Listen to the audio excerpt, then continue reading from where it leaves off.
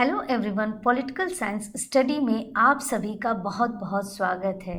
पिछले वीडियो में हम लोगों ने राजनीति शास्त्र का अर्थ, नामकरण, उसकी परिभाषा और उसकी क्षेत्र का अध्ययन किया था। और आज के इस वीडियो में राजनीति शास्त्र की प्रकृति, नेचर ऑफ पॉलिटिकल साइंस का अध्ययन करेंगे।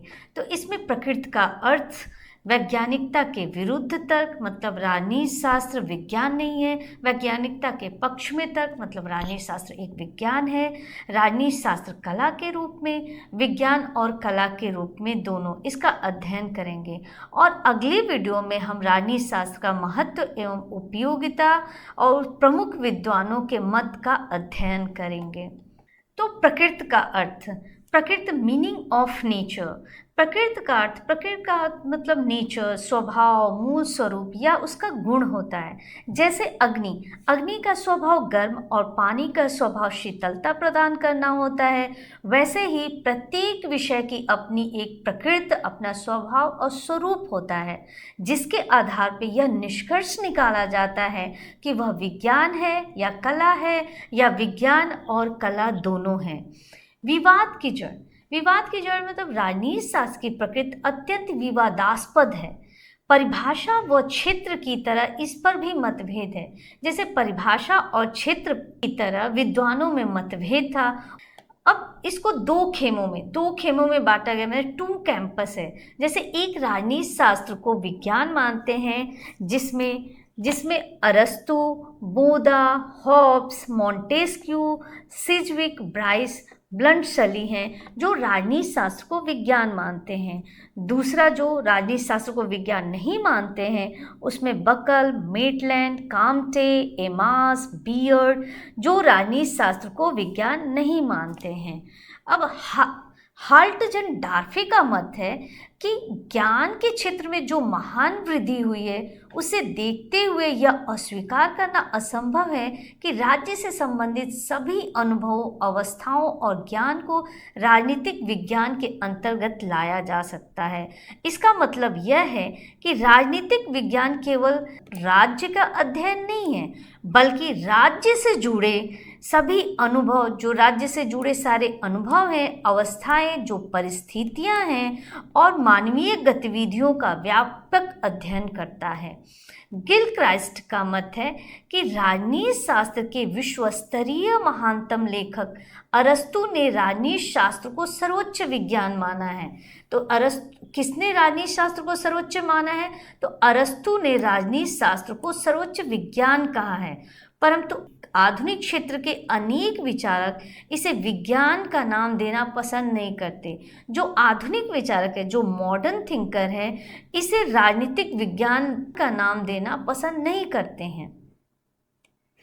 अब काम्टे का तर्क, काम्टे ने राजनीति शास्त्र को विज्ञान मानने से इनकार कर दिया। जो अगस्त काम्टे हैं, जो पॉजिटिविज्म के जनक हैं, जो फिर भी राजनीति शास्त्र को वो विज्ञान मानने से इनकार करते हैं। तो सबसे पहले ये देखेंगे कि ये पॉजिटिविज्म क्या है। पॉजिटिविज्म मतलब प्रत्यक्षवाद। तो प्रत्यक्षवाद एक सिद्धांत है जो केवल साइंटिफिक मेथड को मानता है। ये रियलिटी है, उसको हम अपने ज्ञान या इंद्रियों या सेंसेस से समझते हैं, या उसका हम मेजरमेंट कर सकते हैं, वही प्रत्यक्षवाद है।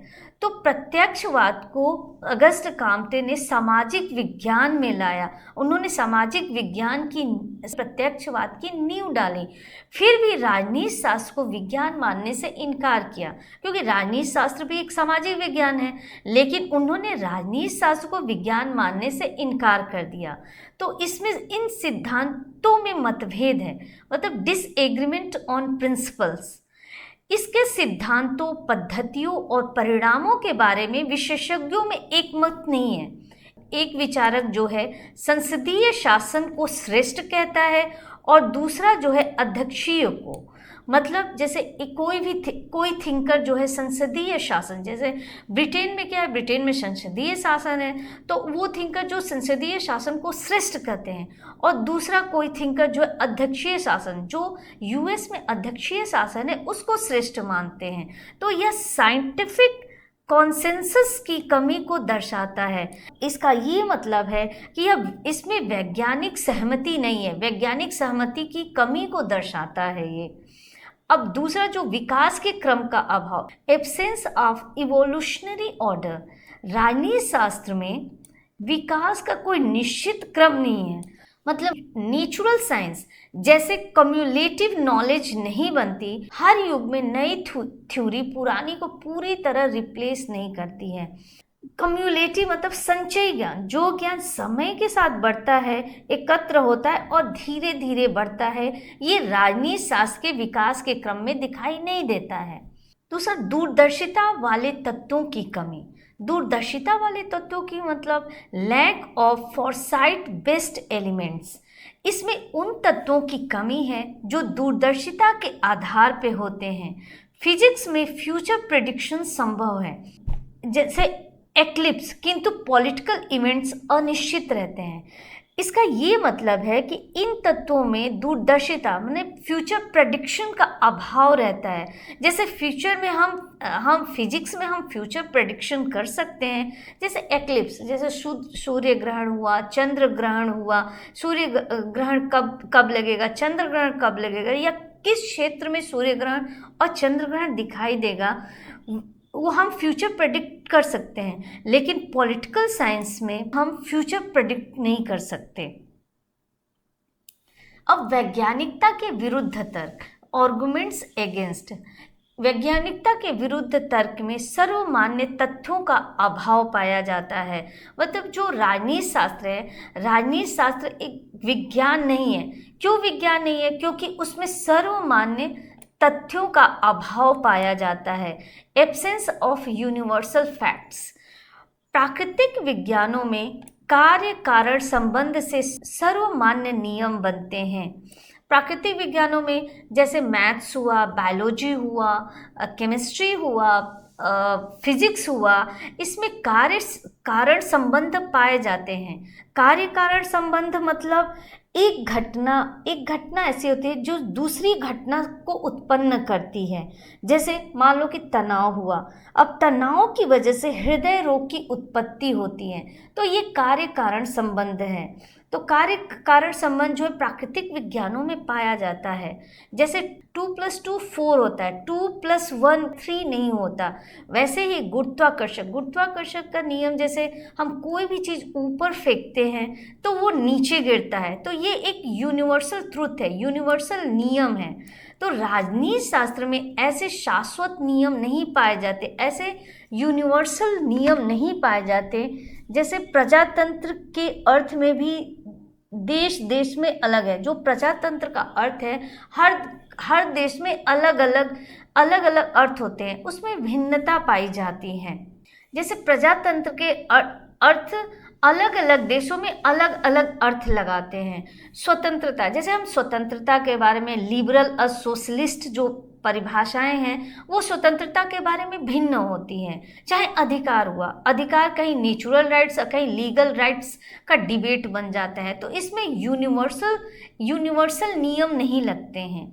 सुनिश्चित अध्ययन पद्धति का अभाव। सुनिश्चित अध्ययन पद्धति का अभाव मतलब एब्सेंस ऑफ डेफिनिट मेथड। जैसे लॉर्ड ब्राइस ने भौतिक शास्त्र में एक निष्कर्ष पर पहुंचने के लिए बार बार प्रयोग किया जा सकता है, किंतु राजनीति में एक प्रयोग बार बार नहीं दोहराया जा सकता। मानव व्यवहार को लैब में नहीं परखा जा सकता है। इसका ये मतलब है कि जो भी भौतिक शास्त्र है या प्राकृतिक विज्ञान है, उस पर निष्कर्ष पहुंचने के लिए एक्सपेरिमेंट जब हम करते हैं तो निष्कर्ष पहुंचने के लिए हम बार बार उसका प्रयोग कर सकते हैं, बार बार उसका एक्सपेरिमेंट कर सकते हैं। लेकिन राजनीति शास्त्र में अगर एक प्रयोग किया गया और दूसरी बार अगर प्रयोग कर रहे हैं तो जरूरी नहीं कि वो वही सेम रिजल्ट दे। वैसे ही मानव व्यवहार को जो हम लैब में नहीं परख सकते। कार्य कारण संबंध का अभाव। कार्य कारण संबंध का अभाव मतलब absence of cause effect relation. मतलब पानी को हम अगर 100 डिग्री पर गर्म करने पर तो वो वाष्प बन जाती है। ये एक निश्चित है, एक निश्चित रूल है। किंतु राजनीतिक विज्ञान में क्रांति किन किन कारणों से होती है?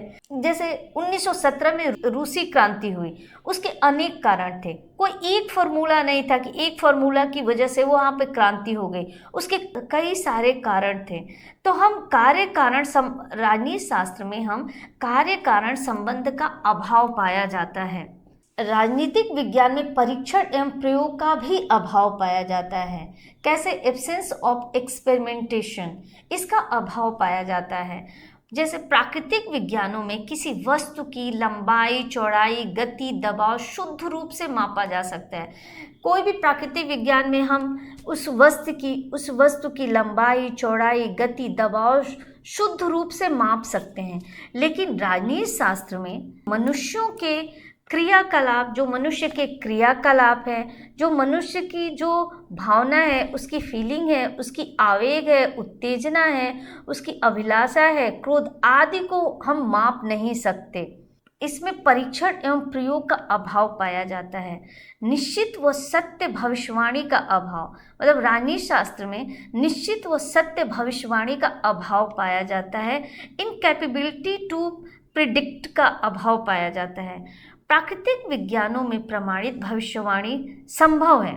जैसे हम प्राकृतिक विज्ञान में फ्यूचर प्रिडिक्ट कर सकते हैं। जैसे चंद्र ग्रहण, सूर्य ग्रहण जो होता है कि चंद्र ग्रहण, सूर्य ग्रहण कौन से क्षेत्र में लगेगा, किस समय लगेगा, हम उसकी भविष्यवाणी कर सकते हैं। लेकिन राजनीति शास्त्र में किस विचार का जनता पे क्या प्रभाव होगा, निर्वाचन का, जैसे चुनाव का नतीजा क्या होगा, इसकी हम भविष्यवाणी नहीं कर सकते।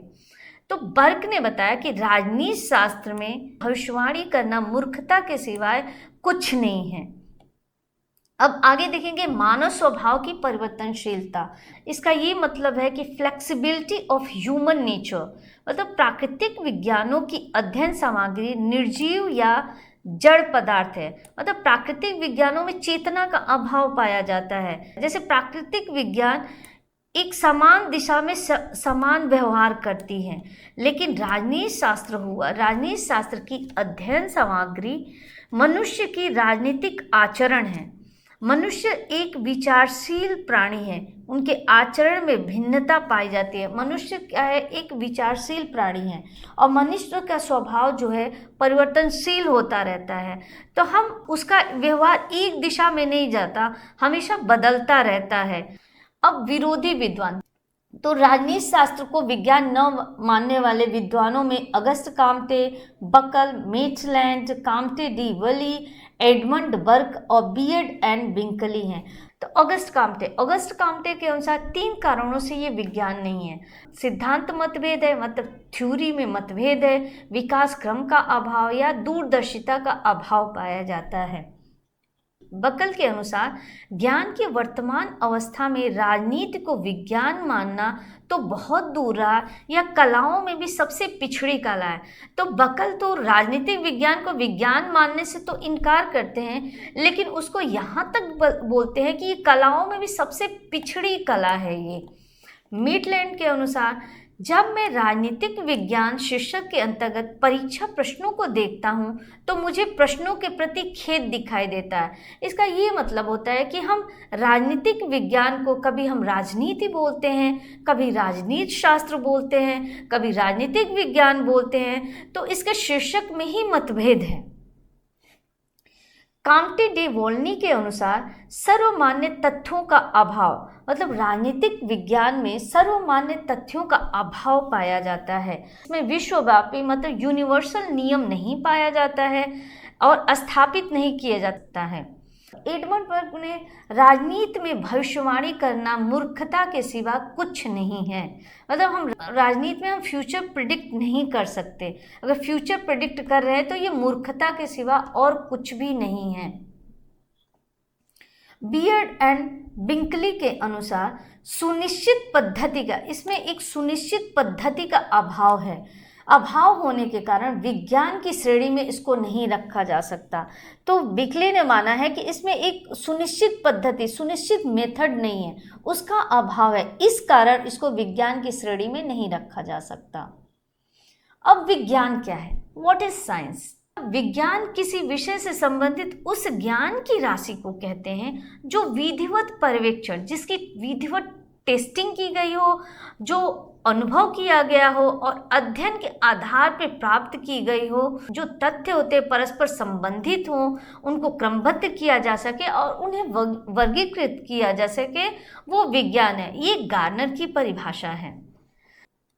विज्ञान के 6 सामान्य लक्षण, मतलब जिसे हम विज्ञान मानते हैं उसके 6 सामान्य लक्षण हैं। अध्ययन वस्तु के संबंध में परिकल्पना की जाती है। परिकल्पना मतलब हाइपोथेसिस या हम अनुमान लगाते हैं। जैसे हम घर अगर बना रहे हैं तो हम घर बनाने से पहले अपने दिमाग में एक अनुमान लगाते हैं कि हमारा घर कैसा होगा, हमारे घर का डिज़ाइन कैसा होगा, हमारे घर के रूम कैसे होंगे, हमारे घर के हॉल कैसे होंगे। हम अपने दिमाग में एक परिकल्पना करते हैं और उसके बाद वो ढांचा तैयार करते हैं। वैसे ही शोध में कोई टॉपिक लेते हैं तो उस टॉपिक के विषय में हम एक परिकल्पना करते हैं, हम हाइपोथेसिस बनाते हैं। फिर हाइपोथेसिस बना के हम डिज़ाइन बनाते हैं, फिर ढांचा तैयार करते हैं, फिर हम आंकड़ा इकट्ठा करते हैं और उन आंकड़ाओं की हम पुष्टि करते हैं, उसका विश्लेषण करते हैं और पुष्टि करते हैं। दूसरा, तथ्यों का क्रमबद्ध अध्ययन किया जाता है। तथ्यों का क्रमबद्ध अध्ययन का मतलब ये है कि जैसे हम तथ्य मतलब हम जैसे फैक्ट्स को हम वैज्ञानिक पद्धति के द्वारा हम फैक्ट्स इकट्ठा करते हैं। फिर उस फैक्ट्स का हम क्या करते हैं कि उसका हम विश्लेषण करते हैं और विश्लेषण के बाद एक निष्कर्ष निकालते हैं, तो हम उसका एक क्रमबद्ध अध्ययन करते हैं। पर्यवेक्षण व प्रयोग द्वारा उक्त परिकल्पना की सरलता को ज्ञात किया जाता है। पर्यवेक्षण मतलब ऑब्जर्वेशन करते हैं, एक्सपेरिमेंट करते हैं और उस परिकल्पना की हम सरलता से जांच करते हैं। तो ये विज्ञान होने के लक्षण हैं। फिर चौथा, प्रयोग के आधार पर कार्य कारण संबंध निर्धारित किया जाता है। कार्य कारण संबंध मतलब एक घटना दूसरी घटना को कैसे जन्म देती है। तो एक घटना दूसरी घटना को कैसे जन्म देती है, ये कार्य कारण संबंध है। फिर निरंतर किए गए प्रयोगों के आधार पर सामान्य नियमों का निर्धारण किया जाता है अथवा भविष्य के संबंध में निश्चित घोषणा की जाती है। तो जैसे निरंतर प्रयोग करते हैं, हम बार बार उसका प्रयोग करते हैं और सामान्य निष्कर्ष एक जनरलाइजेशन नियम तक पहुंचते हैं और उसके भविष्य के संबंध में एक निश्चित घोषणा की जाती है। कभी भी पुनः प्रयोग द्वारा सामान्य नियमों की सत्यता देखी जा सकती है। सामान्य नियमों पुनः प्रयोग द्वारा हम उसकी पुनरावृत्ति करते हैं, हम बार बार उसको एक्सपेरिमेंट करते हैं और बार बार एक्सपेरिमेंट करने पे वो सेम रिजल्ट देता है। तो ये जो सभी 6 लक्षण हैं वो वैज्ञानिकता के लक्षण हैं। और वैज्ञानिकता के पक्ष में तर्क, बहुत सारे विद्वान जो है वैज्ञानिकता के पक्ष में तर्क दिए हैं। तो इसमें पर्यवेक्षण और परीक्षण संभव है। तो बहुत सारे विद्वान माने हैं कि नहीं, राजनीति शास्त्र एक विज्ञान है, इसमें हम पर्यवेक्षण, इसका हम ऑब्जर्वेशन करते हैं और उसका टेस्टिंग भी करते हैं, जैसे possibility of observation and experimentation भी करते हैं। जैसे राजनीति शास्त्र का विद्यार्थी भी तथ्यों को एकत्रित करके परीक्षण करता है, मतलब उसका टेस्ट करता है, उसका ऑब्जर्वेशन करता है और उसका वर्गीकरण करता है और फिर उन सिद्धांतों या निष्कर्षों पर पहुंचता है जो राजनीतिक संस्थाओं के मूल में निहित है। तो इस कारण हम राजनीति शास्त्र को विज्ञान की श्रेणी में रख सकते हैं। अध्ययन सामग्री में अस्थायित्व व एकरूपता, मतलब permanence and uniformity in subject matter, मतलब लॉर्ड ब्राइस के अनुसार मानव प्रकृति की प्रवृत्ति में एक रूपता तथा समानता पाई जाती है। मतलब मानव के व्यवहार में एक रूपता और समानता पाई जाती है, जिसकी सहायता से हम यह पता लगा सकते हैं कि एक ही प्रकार के कारणों से प्रभावित होकर मनुष्य प्रायः एक ही प्रकार का कार्य करता है। इसका ये मतलब है कि जैसे कोई शासक है, एक रूपता, मानव स्वभाव में एक रूपता और समानता पाई जा सकती है। जिससे हम पता लगा सकते हैं कि यह एक ही प्रकार के कारणों से प्रभावित होकर मनुष्य प्रायः एक ही प्रकार का कार्य करता है। इसका मतलब ये होता है कि जैसे कहीं पे एक शासक अत्याचारी, अनुत्तरदायी एवं क्रूर होता है, वहाँ पे क्रांति तथा विद्रोही अवस्थाएं हो जाती हैं। वो देश देखकर नहीं होती, सामान्य निष्कर्ष और सिद्धांत पाए जाते हैं। General principle are found. सभी राजनीति शास्त्री इस निष्कर्ष से सहमत हैं कि निरंतर सतर्कता ही प्रजातंत्र की कुंजी है। न्यायपालिका को कार्यपालिका से स्वतंत्र रहना आवश्यक है। व्यक्तित्व विकास के लिए राजनीतिक व आर्थिक दोनों स्वतंत्रता आवश्यक है। इसका ये मतलब है कि न्यायपालिका को कार्यपालिका से स्वतंत्र रहना आवश्यक है, मतलब यह एक यूनिवर्सल प्रिंसिपल है जहाँ पे न्यायपालिका कार्यपालिका से स्वतंत्र रहती है। और व्यक्तित्व विकास के लिए राजनीतिक व आर्थिक दोनों स्वतंत्रता आवश्यक होता है। अब राजनीति शास्त्र में भविष्यवाणी की जा सकती है। Prediction in political science is possible. तो सोल्टाउ ने मानव संबंध के इस क्षेत्र में गणित जैसे शुद्ध उत्तर प्राय है, पर लास्की राजनीति शास्त्र के पास गणित के गुण नहीं है। लास्की ने माना है कि राजनीति शास्त्र के पास गणित जैसे गुण नहीं है। हम प्रवृत्तियों के अध्ययन कर अनुभव के आधार पर भविष्यवाणी निकल सकते हैं, मतलब अनुभव के आधार पर हम फ्यूचर प्रेडिक्शन कर सकते हैं। डॉक्टर फाइनर ने कहा है कि हम निश्चितता पूर्वक भविष्यवाणी नहीं कर सकते, परंतु संभावनाएं तो व्यक्त कर सकते हैं। उन्होंने जैसे फाइनर ने भी माना कि हम भविष्यवाणी निश्चित तौर पे तो हम भविष्यवाणी नहीं कर सकते, लेकिन संभावनाएं तो व्यक्त कर सकते। राजनीति शास्त्र में हम संभावनाएं तो व्यक्त कर सकते हैं। जैसे अरस्तु ने 158 संविधानों का अध्ययन करके क्रांति को रोकने का उपाय खोजा। तो अरस्तु 158 संविधानों का अध्ययन किया था और उसने ये लिखा कि क्रांतियां क्यों होती है, क्रांति को कैसे रोका जा सकता है। राजनीति शास्त्र का क्रमबद्ध ज्ञान संभव है। Knowledge in political science is order and systematic. इसके अनुसार विज्ञान की एक विशेषता यह है कि उसका क्रमबद्ध अध्ययन किया जाता है। राजनीति शास्त्र में भी राज्य, सरकार, राजनीतिक संस्थाओं, धारणाओं और विचारों का क्रमबद्ध ज्ञान प्रस्तुत है। विज्ञान में हम क्रमबद्ध अध्ययन मतलब जैसे हम हाइपोथेसिस निकालते हैं, हम उस डिज़ाइन बनाते हैं या आंकड़ा इकट्ठा करते हैं या उन आंकड़ाओं का विश्लेषण करते हैं और फिर उनका हम निष्कर्ष निकालते हैं। तो हम विज्ञान में क्रमबद्ध अध्ययन करते हैं। वैसे ही राजनीति शास्त्र में हम राज्य का, सरकार का, राजनीतिक संस्थाओं का, धारणाओं का और विचारों का भी हम क्रमबद्ध अध्ययन करते हैं। जैसे मान लो कि ये लॉसवेल है, स्टेन है, आमंड है, ये सभी ने सिस्टमेटिक फ्रेमवर्क दिए हैं। अब विज्ञान बनाम अविज्ञान। राजनीति शास्त्र विज्ञान है और राजनीति शास्त्र विज्ञान नहीं है। इसका हम तुलनात्मक अध्ययन देखेंगे। तो सर्वमान्य नियम यह है, विज्ञान के विरुद्ध तर्क में शाश्वत सार्वभौम नियम नहीं होता है, मतलब उसमें यूनिवर्सल प्रिंसिपल, राजनीति शास्त्र में यूनिवर्सल प्रिंसिपल नहीं पाया जाता है, इसलिए राजनीति शास्त्र विज्ञान नहीं है। और विज्ञान के पक्ष में तर्क है कि कुछ सामान्य सिद्धांत इसमें पाए जाते हैं, इसलिए राजनीति शास्त्र एक विज्ञान है। अब इसकी पद्धति जैसे सुनिश्चित पद्धति नहीं है, जैसे राजनीति शास्त्र की एक सुनिश्चित पद्धति नहीं है। और विज्ञान के पक्ष में तर्क है कि कंपैरेटिव हिस्टोरिकल मेथड इसमें पाए जाते हैं, तो इसमें एक सुनिश्चित पद्धति पाई जाती है।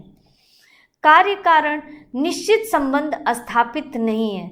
जैसे विज्ञान के विरुद्ध तर्क है कि राजनीति शास्त्र विज्ञान नहीं है, जिसमें एक निश्चित संबंध पाए नहीं जाते हैं। लेकिन वहीं विज्ञान के पक्ष में तर्क है कि क्रांतियों से पैटर्न निकल सकता है।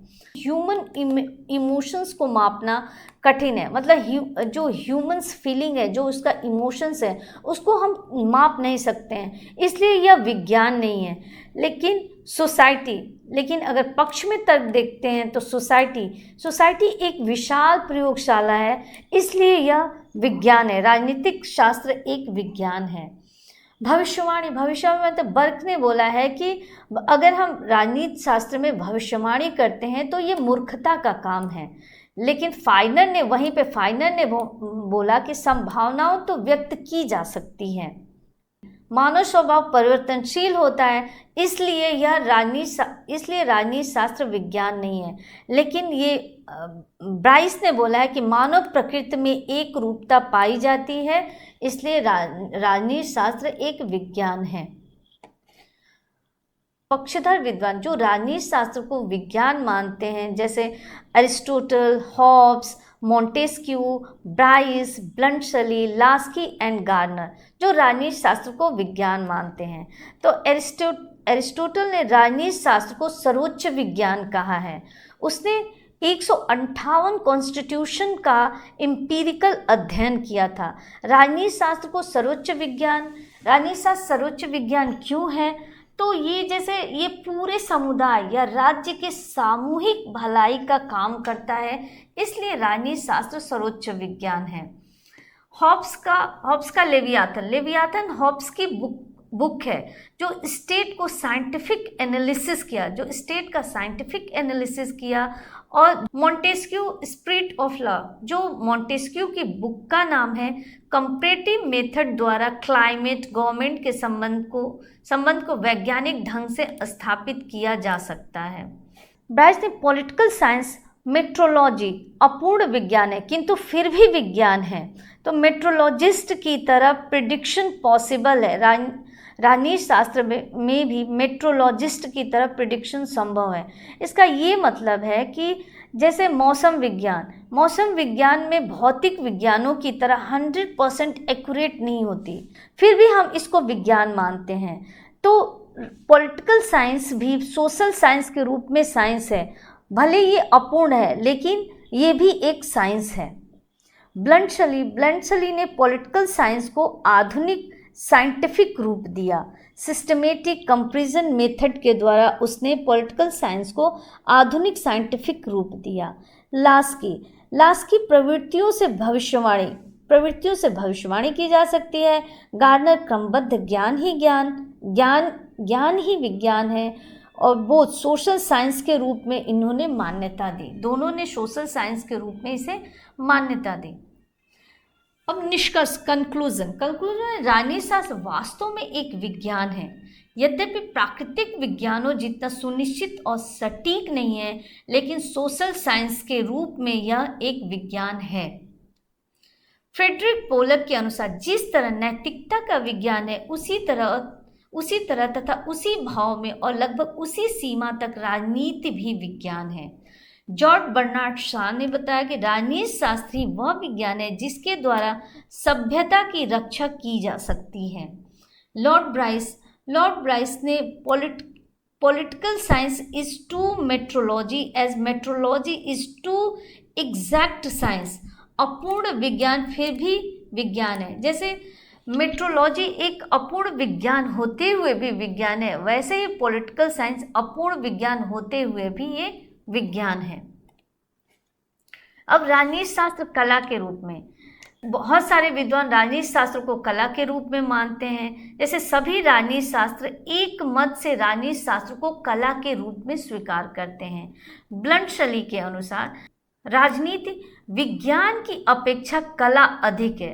राज्य के संचालन व उसकी क्रियात्मकता के संबंध में इसी के द्वारा नेतृत्व किया जाता है। और आगे राजनीतिज्ञ एक कलाकार की तरह। अब राजनीतिज्ञ एक कलाकार की तरह कैसे? वह राजनीतिज्ञ जो है अपने विचारों तथा तथ्यों को आकर्षक रंगों के माध्यम से प्रस्तुत करता है और लोकप्रिय, भव्य और लोकोपयोगी बनता है। जैसे जो राजनीतिज्ञ अपने जो उसके विचार हैं, जो उसके तथ्य हैं, वो उसके माध्यम से लोकप्रिय बनता है, भव्य और लोकोपयोगी बनता है। शासन स्वयं एक कला है। इसका मतलब कि राज्य जिस प्रकार के नियम, साधन या उपाय अपनाता है वह कला के अंतर्गत आते हैं। स्टेट क्राफ्ट, शासन एक कला है, मतलब राज्य जिस प्रकार के नियम, साधन या उपाय अपनाता है वह कला के अंतर्गत आता है। आदर्श शासक एक कुशल कलाकार है। आदर्श शासक एक कुशल करामात, जैसे प्लेटो ने शासन का उत्तरदायित्व तो प्रशिक्षित दार्शनिकों को ही सौंपना चाहिए। जैसे प्लेटो के अनुसार जो शासन का उत्तरदायित्व तो है वो प्रशिक्षित दार्शनिकों को ही सौंपना चाहिए। हर शासन में कुछ अच्छे व आदर्श शासक की आवश्यकता होती है। गैटिल का मत है कि राजनीति शास्त्र की कला का प्रयोजन आचरण के उन सिद्धांतों व नियमों का निर्धारण करना है जिनको राजनीतिक संस्थाओं की सफलता के लिए ध्यान में रखना आवश्यक है। अब राजनीति शास्त्र विज्ञान और कला दोनों है। तो विज्ञान के रूप में तो इसमें तथ्यों का क्रमबद्ध व व्यवस्थित अध्ययन किया जाता है। कंपैरेटिव एंड हिस्टोरिकल मेथड का प्रयोग किया जाता है। समान नियमों व सिद्धांतों का निर्धारण किया जाता है। पॉलिटिकल बिहेवियर का एम्पिरिकल विश्लेषण किया जाता है। जैसे डेविड ईस्टन का सिस्टम थ्योरी, एरिस्टोटल का 158 कॉन्स्टिट्यूशन की स्टडी। अब कला के रूप में एज एन आर्ट, शासन कला स्टेट का व्यवहारिक ज्ञान है। नीति निर्माण में विजडम का प्रयोग, आदर्श नागरिक बनने की कला, जैसे रिटोरिक एंड द परसुएशन, नेता की कला, एंड डिप्लोमेटिक आर्ट, विदेश नीति। ब्लंटशली ने कला अधिक विज्ञान कम है। ब्लंटशली ने माना है कि ये कला अधिक है और विज्ञान कम है। Thank you.